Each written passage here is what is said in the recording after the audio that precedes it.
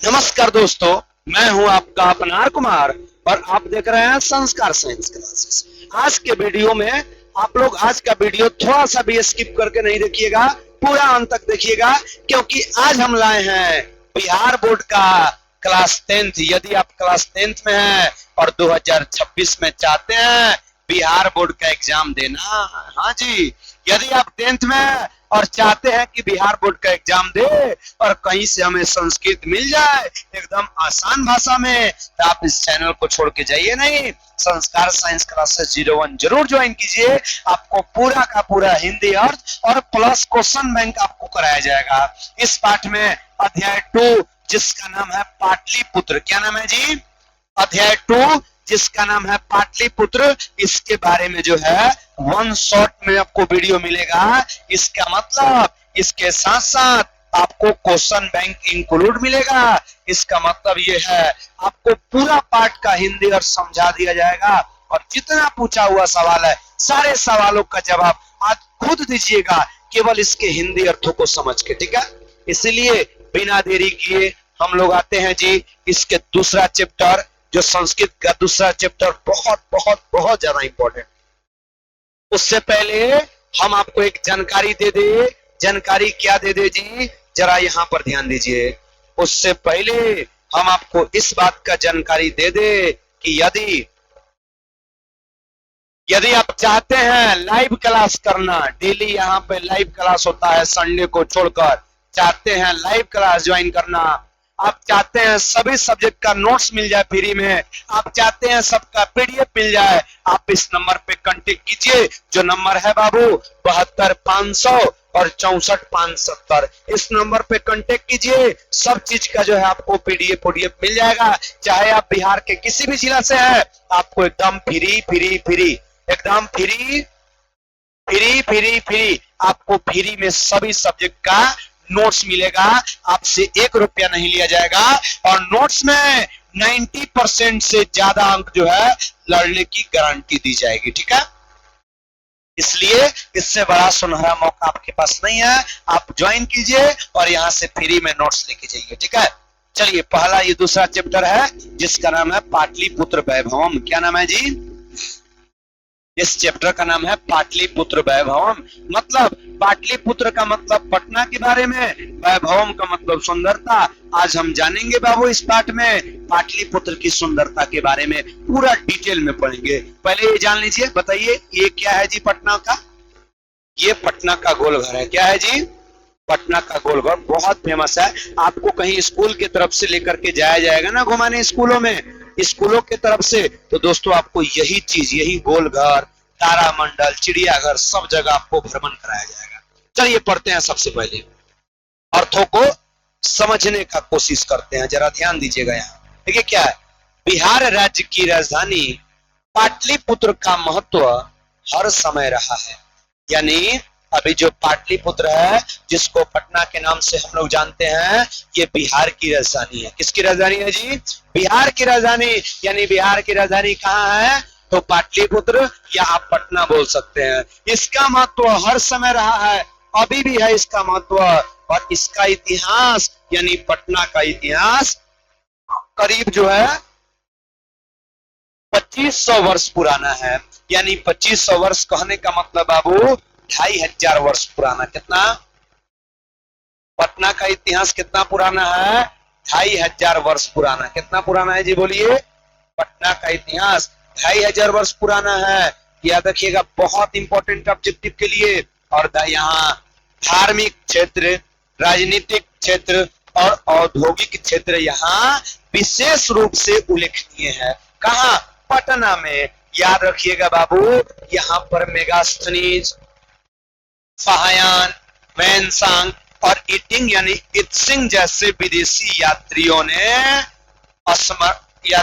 ने स्मरणों में पाटलिपुत्र का वर्णन किया है। ये सब विदेशी यात्री हैं, जरा ध्यान से देखिए इनको। ये सब विदेशी यात्री हैं। पहले के विदेशी यात्री जो है अपने यहाँ आते थे अपने भारत देश के भ्रमण के लिए, यहाँ की सारी चीजों को नोट करके लिखते थे कुछ ना कुछ, ठीक है? इस ग्रंथ में जो है पाटलिपुत्र की महिमा का सामान्य परिचय है। यहाँ पर ध्यान दीजिए, देख रहे हैं, ये सब विदेशी यात्री। यहाँ पर आपका जो है मेगास्थनीज है। कौन है जी? ये मेगास्थनीज है। यहाँ देखिए लिखा भी है, इसका चित्र है ये मेगास्थनीज का, जो अपने पटना में आए हुए थे। ऑब्जेक्टिव में और सब्जेक्टिव में बाबू क्वेश्चन आता है, कौन कौन विदेशी यात्री पटना आए थे? आप लिख दीजिएगा, पटना में आए विदेशी यात्रियों का नाम निम्नलिखित है, जैसे मेगास्थनीज, फाहियान, वैनसांग, इटिंग, और ये जैसे विदेशी यात्री ने ये पटना आए थे और स्मरणों में पाटलिपुत्र का वर्णन किए हैं। इस पाटलिपुत्र की सुंदरता के बारे में बताने का काम किए हैं। इस ग्रंथ में पाटलिपुत्र की महिमा का सामान्य परिचय दिए हैं ये लोग। यही विदेशी यात्रियों ने पटना के बारे में बताया है। जैसे ये मेगास्थनीज है, बाकी देखिए सब विदेशी यात्री ये सब जो है पटना में भ्रमण के लिए आए थे। अगर हम आपसे सवाल पूछे, जरा कमेंट कीजिएगा, पटना का इतिहास कितना पुराना है? आप कहिएगा गुरुजी 2500 वर्ष। बिल्कुल राइट है। बताइए बिहार की राजधानी कौन है? बिहार की राजधानी कौन है? आप कहिएगा सर जी पटना। कौन है जी? बोलिए पटना। पटना का महत्व हर समय रहा है। कौन कौन विदेशी यात्री पटना आए थे? बोलिए वैनसांग, मेगास्थनीज, इत्सिंग, फाहियान, ये सब विदेशी यात्री जो है पटना आए थे। ठीक है, इस पाठ में यानी पाटलिपुत्र वैभवम पाठ में, पाटलिपुत्र वैभवम पाठ में किसका जो है चर्चा है या किसकी सुंदरता की बातें हैं? आप कहिए गुरुजी पटना की सुंदरता के। बोलिए जी, कोई दिक्कत है? कोई दिक्कत नहीं, डायरेक्ट आगे बढ़ते हैं। ठीक है, बहुत इंपॉर्टेंट है। और बुआ जी एक और बात जान लीजिए, आपको इस चैनल पर शुरू से लेकर के अंत तक आप यकीन मानिए आने वाले समय में थोड़ा सा बाबू आवाज का प्रॉब्लम है, आवाज का प्रॉब्लम सुधर जाएगा। हम आपको वो सब चीज देंगे जो यूट्यूब के वीडियो पे उपलब्ध नहीं होगा। आपको 10th में एग्जाम देने में बहुत बहुत समझिए 100% हेल्प करेगा मेरा ये जितना टेक्निक आपको देंगे। ठीक है, सुनिए, प्राचीन भारतीय नगरों में गंगा नदी के किनारे बसा हुआ पाटलिपुत्र महानगर बहुत विचित्र था। पहले ये देखिए गंगा नदी के किनारे ये जो है ना बाबू पुल है, उधर से आया है, और ये देखिए गंगा, यहाँ देखिए ये है गंगा नदी। कौन सी नदी है जी? बोलिए गंगा नदी। और ये पुल है, ये पुल है बाबू, जिस पुलवा का नाम है गांधी सेतु। क्या नाम है? बोलिए, इस पुलवा का क्या नाम है? गांधी सेतु, जो एशिया महादेश का सबसे लंबा पुल है। एशिया महादेश का सबसे लंबा पुल कौन है? गांधी सेतु। और ये देखिए यही जो है महानगर, ये विचित्र था, बहुत विचित्र था। ऐसे प्राचीन भारतीय नगरों में गंगा के किनारे बसा हुआ, यानी पाटलिपुत्र किस नदी के किनारे बसा हुआ है? आप कहिए गुरुजी गंगा नदी के किनारे। और गंगा नदी पर कौन पुल है? गांधी सेतु पुल, जो एशिया महादेश का सबसे लंबा पुल है, याद रखिएगा। इसके बारे में दामोदर गुप्त नामक कवि अपनी कुटनीम नामक काव्य में कहता है, यानी कुटनीम नामक काव्य के लेखक कौन है? दामोदर गुप्त। कौन है जी? दामोदर गुप्त। ये कहते हैं, क्या कहते हैं कि पृथ्वी के तिलक स्वरूप और सरस्वती का कुलगृह जैसा इंद्रलोक को भी परिभूत करने वाला, यानी इंद्रलोक को भी जीतने वाला, क्या करने वाला जी? इंद्रलोक को भी जीतने वाला पाटलिपुत्र नाम का महानगर है। दामोदर गुप्त जी अपने कुटनीम काव्य में लिखते हैं, यह जो महानगर है इंद्रलोक को भी जीतने वाला महानगर है। कौन? पाटलिपुत्र महानगर है, दामोदर गुप्त ने बताया है। ठीक है बाबू, चलिए यहाँ पर अजीब इतिहास से ज्ञात होता है कि बुद्ध के काल में गंगा के किनारे पाटली ग्राम स्थित था। इतिहास से पता चलता है कि भगवान बुद्ध के काल में, यानी भगवान बुद्ध के काल में, ये भगवान बुद्ध की प्रतिमा है, इनके समय में पटना जो है, पटना या पाटलिपुत्र नहीं कहलाता था बाबू। इनके समय में पटना को पाटली ग्राम कहा जाता था। क्या कहा जाता था? यानी भगवान बुद्ध के समय में पटना को पाटली ग्राम कहा जाता था। यहाँ क्या लिखा है? इतिहास से ज्ञात होता है कि बुद्ध काल में गंगा के किनारे पाटली ग्राम स्थित था, यानी भगवान बुद्ध के समय पटना को पाटली ग्राम के नाम से जाना जाता था। और यहाँ भगवान बुद्ध अनेक बार आए थे। बताइए पटना में कौन अनेक बार आए थे? भगवान बुद्ध, ये भगवान बुद्ध की प्रतिमा है बाबू, बहुत बड़े हैं। ये एक इंसान ही है, बट सत्य के राह पे चले, अच्छाइयों को दिखाए, अच्छे कर्म किए, जिसके कारण ये हमारे लिए पूजनीय है। और खास जो है चाइना वाले लोगों के लिए ये देवता के समान है। ठीक है, अनेक बार आए थे भगवान बुद्ध। कहाँ? पटना में भगवान बुद्ध बहुतों बार आए थे। पटना में कौन अनेक बार आए थे? भगवान बुद्ध। भगवान बुद्ध ने पटना को क्या नाम, उनके समय क्या नाम था पटना का?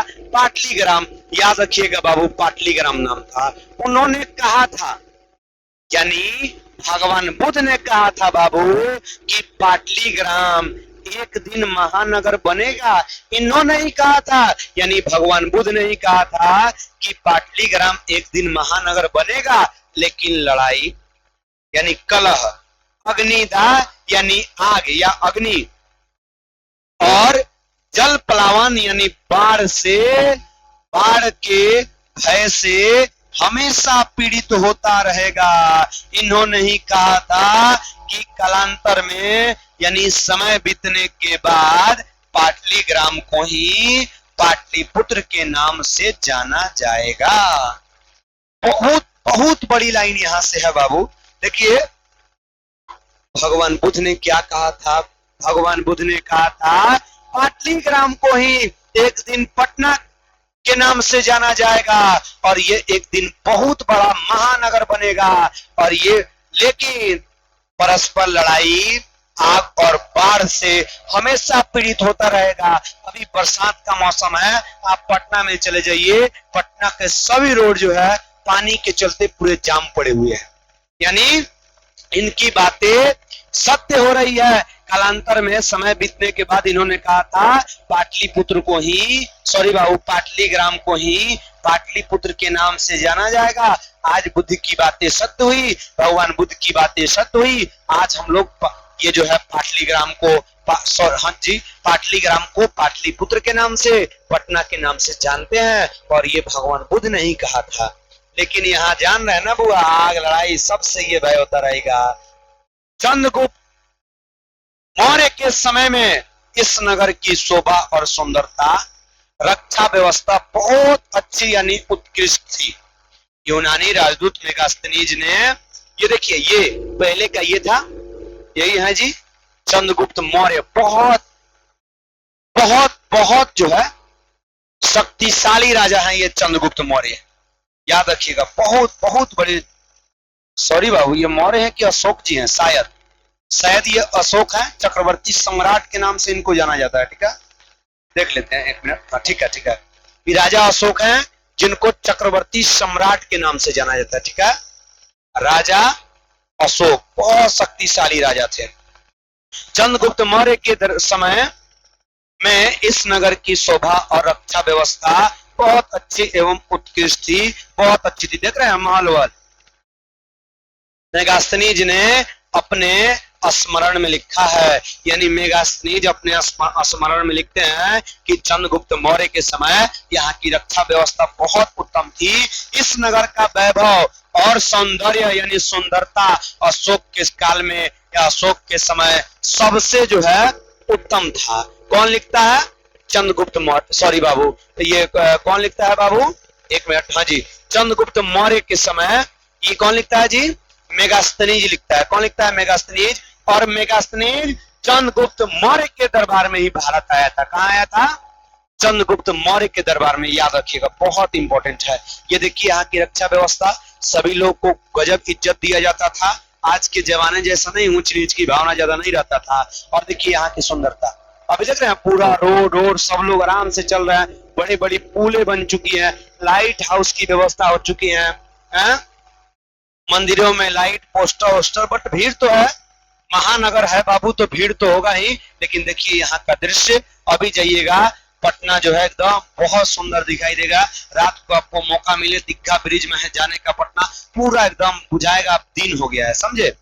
क्या, छोड़िए आगे बढ़िए। देखिए कुछ प्राचीन संस्कृत ग्रंथों में पाटलिपुत्र का नामांतरण यानी नाम पुष्पपुर या कुसुमपुर भी प्राप्त होता है। यानी पटना का पुराना नाम उस जगह पुष्पपुर एवं कुसुमपुर, ये दोनों फूल का नाम है। इससे ज्ञात होता है कि इस नगर के समीप पुष्पों का अत्यधिक उत्पादन होता था।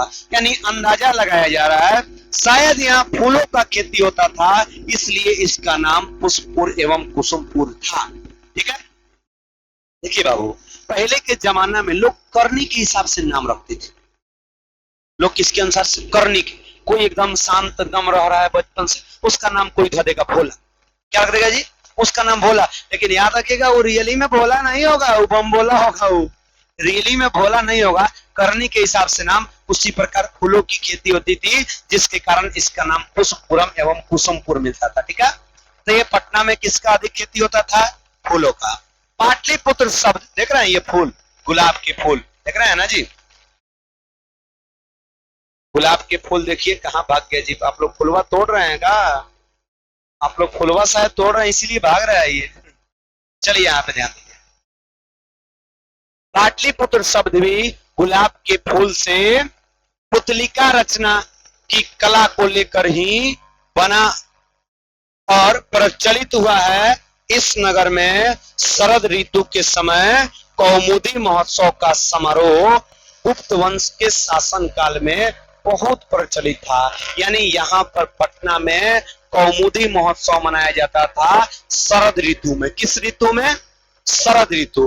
वो महोत्सव कुछ दिनों तक चलता था। जैसे हमारे यहाँ दशहरा मनाया जाता है ना बाबू, 10 दिनों का पूजा होता है, दुर्गा मैया का मेला वाला लगता है, सब घूमते हैं झूमते हैं। उसी प्रकार ये पटना में जो है प्राचीन काल में शरद ऋतु में कौमुदी महोत्सव मनाया जाता था। क्या मनाया जाता था? कौमुदी महोत्सव बहुत ज्यादा प्रचलित था। और किसके? तो गुप्त वंश के शासन काल में ये कौमुदी महोत्सव प्रचलित था।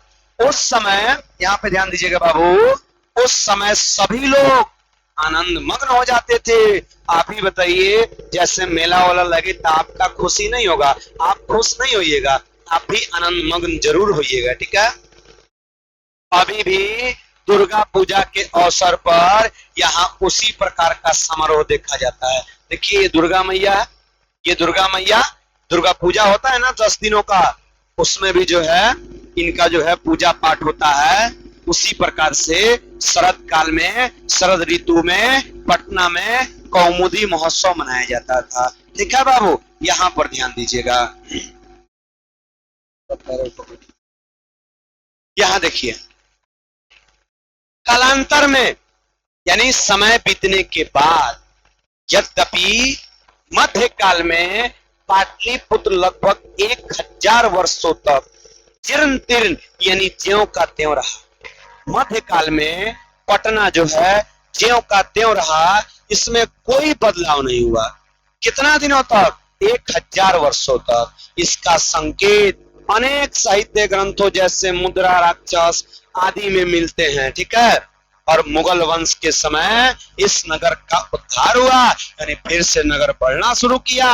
और अंग्रेजों के शासन काल में पाटलिपुत्र का अच्छा विकास हुआ।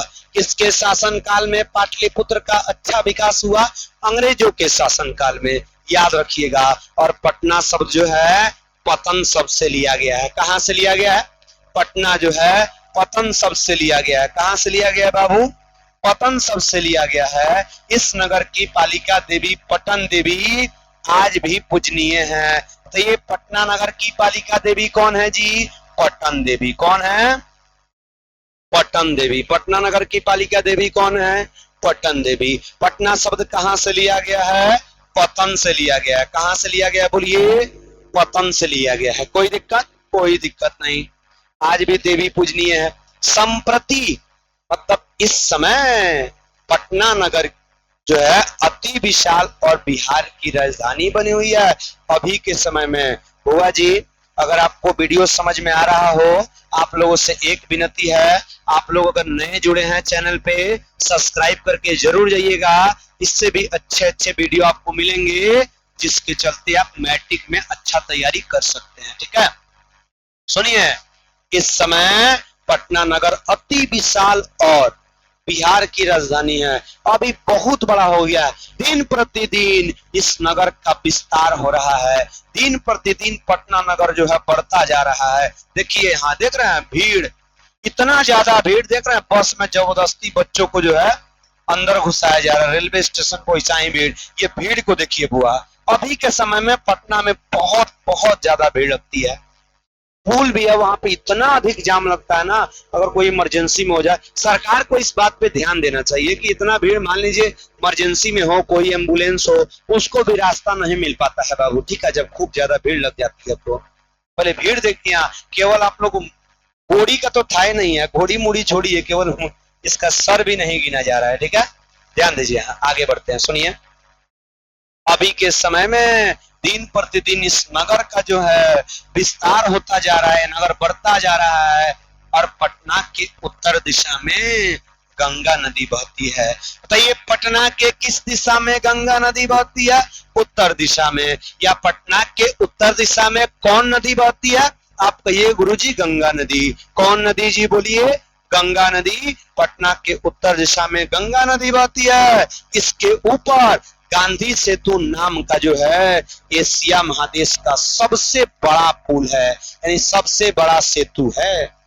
एशिया महादेश का सबसे बड़ा सेतु कहाँ है? बिहार में। बिहार में कहाँ? तो पटना में। किस नदिया पर? तो गंगा नदी पर। बहुत इंपॉर्टेंट क्वेश्चन यहाँ से आता है बुआ कि एशिया महादेश की सबसे लंबी पुल कौन है? गांधी सेतु पुल। किस नदी पर है? गंगा नदी पर। कहाँ है? पटना शहर में है बुआ। बहुत बहुत इंपॉर्टेंट। पटना के उत्तर दिशा में गंगा नदी। किंतु रेलवे सेतु अभी निर्माणाधीन है बुआ जी। किताब जब लिखा गया तब बताया गया, लेकिन अभी रेलवे हर चीज का व्यवस्था हो गया, ठीक है। इस नगर में सुनिए, इस नगर में उत्कृष्ट, सुनिएगा जी, उत्कृष्ट संग्रहालय है, उच्च न्यायालय, सचिवालय, तारामंडल, गोलघर, जैविक उद्यान, महावीर मंदिर आदि दर्शनीय स्थल हैं। यहाँ पर पटना में, याद रखिएगा बाबू, आदि दर्शनीय स्थल यानी पटना के प्रमुख दर्शनीय स्थलों का नाम लिखे।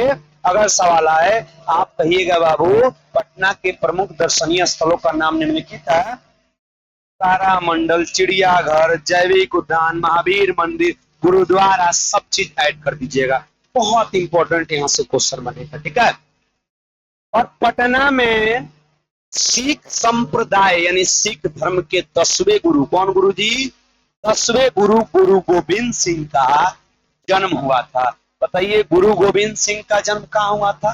पटना में। कहाँ हुआ था जी? पटना में। जो सिख धर्म के 10वें गुरु थे, कौन थे? देखिए सिखों लोगों में जो है ना इतनी बड़ी जो है, ये देखिए वो एशिया महादेश का सबसे लंबा पुल गंगा नदी पर है, नीचे नदी, अभी नदी का पानी कम है यहाँ पे। ये देखिए वो गुरुद्वारा, ये समझिए कि एकदम विचित्र चीजें है ये। अभी मंदिरों में इतना जो है व्यवस्था नहीं होगा जितना व्यवस्था बाबू आपको गुरुद्वारा में दिखाई देता है, ठीक है।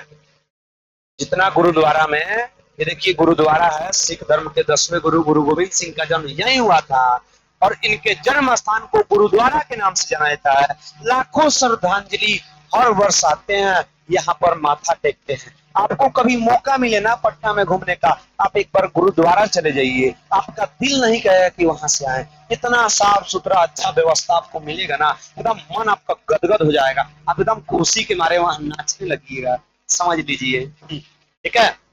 देखिए क्या कर रहा है, सिखों के 10वें गुरु गुरु गोविंद सिंह का जन्म कहाँ हुआ था?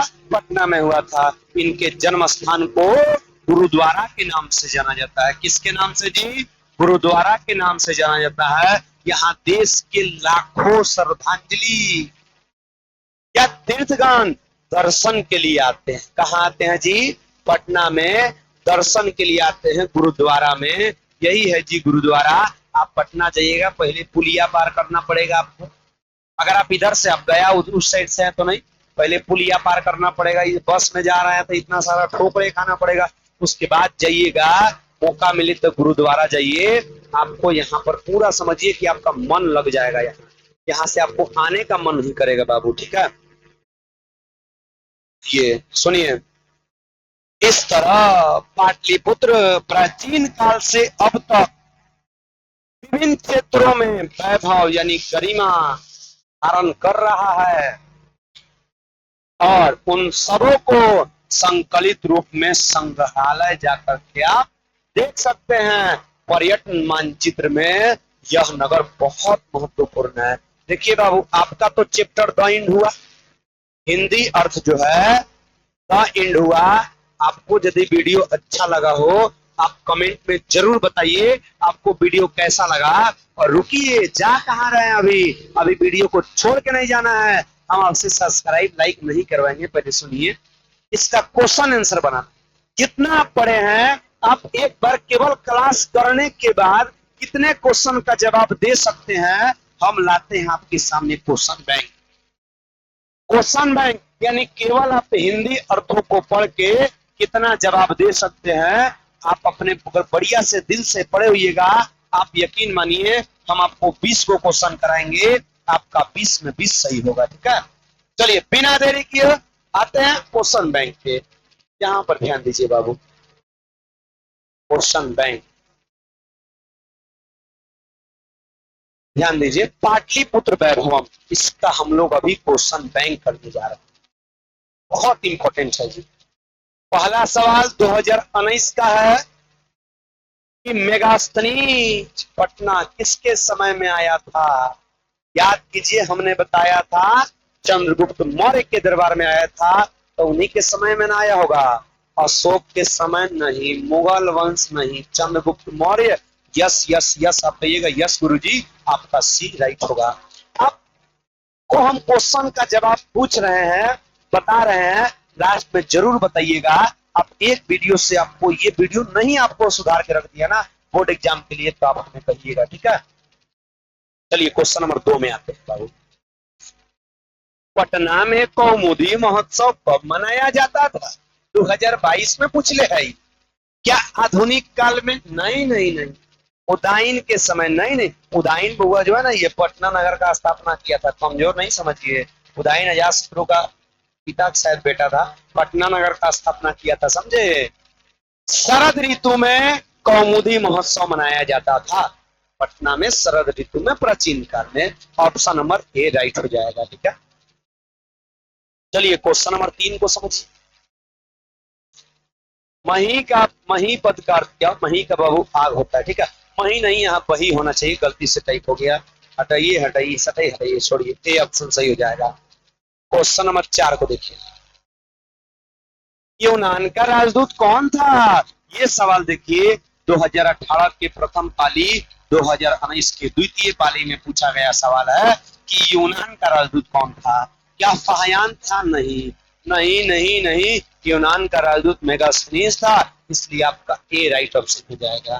ठीक है, चलिए आते हैं क्वेश्चन नंबर 5 की तरफ। 5, गुरु गोविंद सिंह का जन्म स्थान कहाँ है, यानी गुरु गोविंद सिंह का जन्म कहाँ हुआ था? 2019 में पूछा है बाबू। क्या नेपाल में? नहीं। पंजाब में नहीं, हरियाणा में नहीं, इनका जन्म हुआ था पाटलिपुत्र में, यानी पटना में। आपका ए ऑप्शन राइट हो जाएगा। ठीक है, चलिए आते हैं क्वेश्चन नंबर 6 की तरफ। स्टार्टिंग में हमने पढ़ा था पटना का इतिहास कितना पुराना है। ये सवाल 2018 और 2019 में पूछा है। पटना क्या 250 वर्ष? नो नो नो नो, 200 वर्ष कभी नहीं, 1500 नहीं, आपका सी राइट हो जाएगा। 2500 वर्ष पुराना, यानी आपका सी ऑप्शन राइट हो जाएगा। ठीक है, चलिए क्वेश्चन नंबर 7 की तरफ आते हैं। 7 क्या है जी, समझिए। पटना में गंगा नदिया पर कौन सेतु आई? ये 2023 में पूछा है बाबू कि पटना में गंगा नदिया पर कौन सेतु है। धनुष सेतु नहीं, राजेंद्र सेतु नहीं, क्या भाई गांधी सेतु है, जो एशिया महादेश का सबसे लंबा पुल है, इसका नाम है गांधी सेतु, इसलिए आपका सी राइट हो जाएगा। चलिए क्वेश्चन नंबर 8। सिखों के 10वें गुरु कौन थे? ये 2020 में पूछा गया है बाबू कि सिखों के 10वें गुरु कौन थे। क्या भगवान बुद्ध थे? नहीं नहीं थे। सिखों के 10वें गुरु क्या गुरु नानक थे? नहीं, एकदम गुरु गोविंद सिंह थे, इसलिए आपका सी राइट ऑप्शन हो जाएगा। सिखों के 10वें गुरु गुरु गोविंद सिंह थे और गुरु गोविंद सिंह का भी जन्म कहाँ हुआ था जी? पटना में हुआ था। इनके जन्म स्थान को किस नाम से जाना जाता है? गुरुद्वारा के नाम से। किस नाम से? गुरुद्वारा के नाम से जाना जाता है। चलिए सुनिए 9 नंबर क्वेश्चन। राजशेखर का प्रमुख काव्य ग्रंथ कौन है? काव्य प्रकाश नहीं, काव्य ये भी नहीं, ये भी नहीं, काव्य मीमांसा भी। बी नंबर राइट हो जाएगा, यानी काव्य मीमांसा के लेखक कौन है? बोलिए राजशेखर। कौन है? ये 2020 में पूछा गया सवाल है। और इस सवाल देखिए पहले 2020, 2024, 2018, 2022 इतनी बार पूछा गया सवाल है, लेकिन सवाल में दम ना है, बिल्कुल दम नहीं है बाबू। यहाँ देखिए क्या है सवाल, सुनिए। पटना नगर की पालिका देवी कौन है? आपको हमने बताया था। कौन है जी? शीतल देवी नहीं है, इसकी पालिका देवी पटन देवी है। कौन है जी? बोलिए पटन देवी। पटना देवी नहीं बाबू, पटन देवी। ठीक है, इसलिए बोलिए इसका राइट आंसर क्या हो जाएगा? शीतल देवी गलत, काली मैया गलत, गौरी जी गलत, आपका सी राइट हो जाएगा, पटन देवी यानी सी ऑप्शन राइट हो जाएगा। ठीक है, चलिए क्वेश्चन नंबर 10 की तरफ आते हैं। 11 सॉरी। पटना किस शब्द से लिया गया है? 2017 में पूछा है। पटना पतन शब्द से लिया गया है। पटना गलत, पाटलिपुत्र गलत, पतन से लिया गया है, इसलिए इसका सी राइट हो जाएगा। कोई दिक्कत? चलिए 12 नंबर सवालों को देखिए। एशिया महादेश का सबसे लंबा पुल कहाँ है? कहाँ है? कौन है पूछता तो गांधी सेतु हो जाता, लेकिन पूछा है एशिया महादेश का सबसे लंबा पुल कहाँ है? 2024 में पूछा। बेतिया में नहीं, दिल्ली में नहीं, पटना में है, इसलिए बाबू सी राइट ऑप्शन हो जाएगा। ठीक है, चलिए क्वेश्चन नंबर 13 की तरफ आते हैं। किसके समय पाटलिपुत्र अधिक समृद्ध था? किसके समय? बताइए बताइए। क्या पाटलीग्राम के समय? नहीं जी, अरे पटना ही नहीं, अधिक समृद्ध बाबू ये शायद चंद्रगुप्त मौर्य हो जाएगा। सी भी गलत है, चंद्रगुप्त मौर्य के समय पटना अधिक समृद्ध था, इसलिए राइट ऑप्शन डी हो जाएगा। ठीक है, चलिए 14 नंबर सवाल। योग सूत्र के रचनाकार कौन है? 2018 में पूछा गया सवाल। योग सूत्र के रचनाकार कौन है? योग सूत्र के रचनाकार कौन है? बोलिए अशोक नहीं, पाणिनि नहीं, तो व्याकरण का रचनाकार है बुद्ध भी नहीं, यानी पतंजलि है। कौन है? पतंजलि। बहुत इंपॉर्टेंट है। 15 नंबर सवालों को देखिए। अरे गोल घर कहाँ है? हमने आपको स्टार्टिंग में ही चित्र दिखाया था इसका। बोलिए बंगाल में नहीं, नेपाल में नहीं, गोल घर पटना में है, इसलिए बुआ जी इसका राइट ऑप्शन सी हो जाएगा। और ये सवाल 2019 के प्रथम पाली में पूछा गया सवाल है। चलिए जी 16 नंबर क्वेश्चन को देखिए। पटना में गंगा नदिया पर कौन सेतु है? 2016 में गांधी सेतु। गांधी सेतु ए राइट, गंगा नदी यमुना हटाइए, आपका ए राइट ऑप्शन हो जाएगा। ठीक है, 17 नंबर सवालों को देखिए बाबू। 17 नंबर सवाल। पटना के उत्तर दिशा में कौन नदियां बहती है? पटना के उत्तर दिशा में क्या यमुना बहती है? नहीं, गंगा बहती है। यस यस यस गुरुजी, आप कहिएगा यस गुरुजी, इसलिए आपका बी राइट हो जाएगा। कोई दिक्कत? 18 नंबर सवाल को देखिए। पाटलिपुत्र नगर में क्या प्रसिद्ध है? चिड़ियाघर नहीं, पहाड़ नहीं, पुल नहीं। अरे लोग पुलवा को देखने थोड़ी ना जाता है, क्या नदिया को देखने जाता है? कभी नहीं। यहाँ गोलघर प्रसिद्ध है। पटना में सबसे ज्यादा क्या प्रसिद्ध है जी? गोलघर। अगर गोलघर नहीं आए तो क्या मारिए आप बाबू? गुरुद्वारा मारिए, नहीं तो महावीर मंदिर मारिए।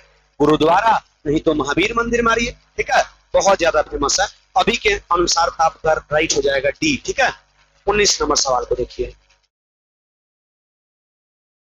ओहो, पटना में कौन बहुत बार आए थे? 2023 में है। क्या फायान आए थे? नहीं, ये भी नहीं, ये भी नहीं। भगवान बुद्ध अनेक बार आए थे। कौन आए थे? भगवान बुद्ध, इसलिए राइट ऑप्शन ए हो जाएगा। चलिए यहां सुनिए 20 लास्ट क्वेश्चन इसका। भगवान बुद्ध के समय पटना का क्या नाम था? भगवान बुद्ध के समय पटना का नाम क्या था? क्या पटन देवी था? नहीं। पाटलिपुत्र था? नहीं। मगध था? नहीं। इनके समय पाटलीग्राम नाम था, इसीलिए तो इन्होंने कहा था एक दिन यह नगर महानगर बनेगा, लेकिन आग, लड़ाई और ये भय से जो है सदा पीड़ित होता रहेगा।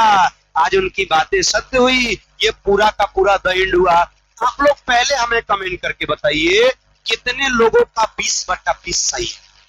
कमेंट करके जरूर बताइएगा। और आप ये भी कमेंट करके बताइएगा इस वीडियो से आपको बढ़िया से सीख मिला है कि नहीं। अगर रियली में वो मिला है, वीडियो बनाने में बहुत मेहनत लगता है, आप लोग क्लास को ज्यादा से ज्यादा शेयर कीजिए। अगर नए हैं चैनल पे, सब्सक्राइब करके जरूर जाइएगा। हम टीचरों का बाबू आप लोगों से बस यही उम्मीद रहता है, सब्सक्राइब कर दीजिए ताकि आपके पास सब नोटिफिकेशन चल जाए, हम आप लोग को आराम से यहाँ से बैठे बैठे पढ़ा सके। जय हिंद दोस्तों, मिलते हैं अगले वीडियो में।